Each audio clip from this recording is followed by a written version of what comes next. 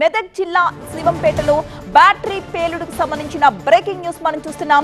Charging చేస్తూ ఉంటే battery పేలిపోయి బాలుడికి తీవ్రంగా గాయాలైన దారుణమైన ఘటన. ఆ దృశ్యాలు మనం చూడొచ్చు. పూర్తిగా బాలుడి ఎడమ చెయ్యి చిత్రమైపోయింది. కొంపల్లిలో ఉన్న ప్రైవేట్ ఆసుపత్రిలో బాలుడికి ప్రస్తుతం చికిత్స కొనసాగుతోంది. ఒక చిన్న బ్యాటరీ పెద్ద ప్రమాదానికి కారణమైన ఘటన ఇది. ఆ పేలుడు ధాటికి బాలుడి వేళ్లు ముక్కలైపోయి మాంసపు ముద్దలుగా మారిన దృశ్యాన్ని మనం చూడొచ్చు. ఈ ఘటన జరిగింది మెదక్ జిల్లా శివంపేటలో. బ్యాటరీ పేలుడు కారణంగా ఒక బాలుడి చెయ్యి అరచెయ్యి ఏ విధంగా ఛిద్రమైందో మనం చూస్తున్నాం. వేళ్లు పూర్తిగా తెగిపోయిన దృశ్యం అది.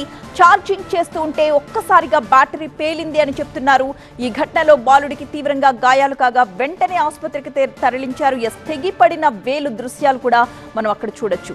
ఛిద్రమైన బాలుడి ఎడమ చెయ్యికి సంబంధించిన దృశ్యం చాలా భయానకంగా మనకి కనిపిస్తోంది. పూర్తిగా వేళ్లు కట్ అయిపోయాయి. పెద్ద బ్లాస్ట్ అనే చెప్పాలి. కొంపల్లిలోని ప్రైవేట్ ఆసుపత్రిలో బాలుడికి ప్రస్తుతం చికిత్స కొనసాగుతోంది.